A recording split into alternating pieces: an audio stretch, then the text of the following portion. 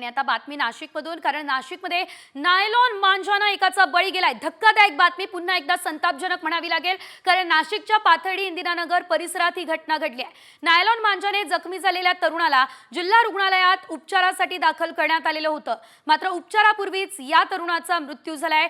डॉक्टरांनी या तरुणाला मृत घोषित केलंय। सोनू किसन धोत्रे असं नायलॉन मांजामुळे मृत्यू झालेल्या 23 वर्षीय युवकाचं नाव आहे। अतिशय धक्कादायक बातमी म्हणावी लागेल। कालच नाशिक पोलिसांनी अतिशय मोठा निर्णय घेतला आणि थेट यावेळेस कठोरात कठोर कारवाई केली जाणार असं त्यांनी सांगितलं। आणि यानंतर सुद्धा नाशिकमध्ये पुन्हा एकदा नायलॉन मांजामुळे एकाचा दुर्दैवी अंत झाला, बळी गेलाय। अगदी 23 वर्षीय हा तरुण होता आणि नायलॉन मांजामुळे या 23 वर्षीय तरुणाचा गळा चिरला गेलेला आहे आणि यामध्ये या तरुणाचा मृत्यू झालेला आहे। संतापजनक घटना म्हणावी लागेल। वारंवार मनाई केली जाते तरी सुद्धा नायलॉन मांजाचा सर्रासपणे वापर केला जातोय। अधिकचे अपडेट आमचे प्रतिनिधी अभिजित सोनवणे यांच्याकडून घेऊयात। अभिजित, काल नाशिक पोलिसांची जी कारवाई केलेली होती ती कौतुकास्पद होती, मात्र आज पुन्हा एकदा नायलॉन मांजाने एक बळी नाशिकमध्ये गेला। सविस्तर अपडेट।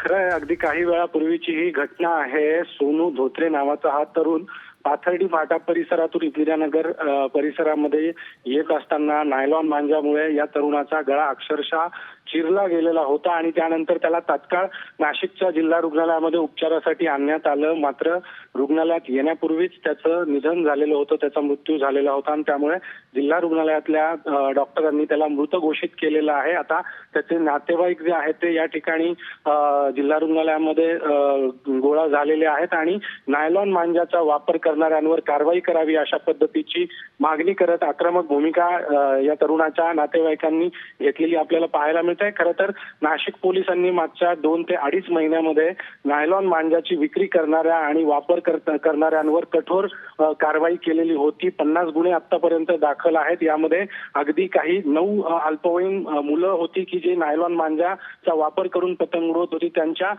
वडिलांना देखील पोलिसांनी अटक केलेली आहे। 9 पैकी 7 वडिलांना पोलिसांनी अटक करून त्यांच्यावर कारवाई केलेली आहे आणि सदोष मनुष्यवधाचा प्रयत्न अशा पद्धतीचा राज्यातला पहिला गुन्हा या सगळ्या प्रकरणामध्ये दाखल करण्यात आलेला आहे। मात्र तरी सुद्धा नायलॉन मांजाचा वापर काही थांबत नाहीये। प्रबोधन देखील या संदर्भात केलं जात आहे, मात्र नायलॉन मांजा वापरण्याचा अट्टाहास जो आहे तो काही कमी होताना दिसत नाही आणि परिणामी अशा पद्धतीने नाहक बळी जे आहे ते जाताना आपल्याला पाहायला मिळतात। आता या सगळ्या प्रकरणामध्ये आता पोलिसांकडून कशा पद्धतीने कारवाई केली जाते हे पाहणं महत्त्वाचं असणार आहे। मात्र ऐन संक्रांतीच्या सणाच्या दिवशीच एका तरुणाला नाहक या नायलॉन मांजाच्या वापरामुळे त्याचा बळी गेलेला आहे।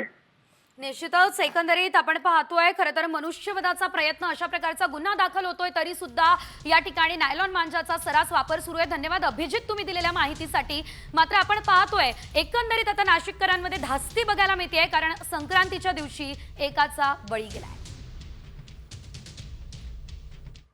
नोकरीवर जाणाऱ्या फौजदाराचा नायलॉन मांजानं गळा चिरलेला आहे। दुर्दैवी घटना, अति रक्तस्राव झालेला आहे। पोलीस फौजदार बेशुद्ध झालेला आहे। रक्तबंबाळ अवस्थेमध्ये नागरिकांनी आता रुग्णालयात दाखल केलेलं आहे। दीपक पारधे असं गंभीर जखमी झालेल्या पोलीस फौजदाराचं नाव आहे।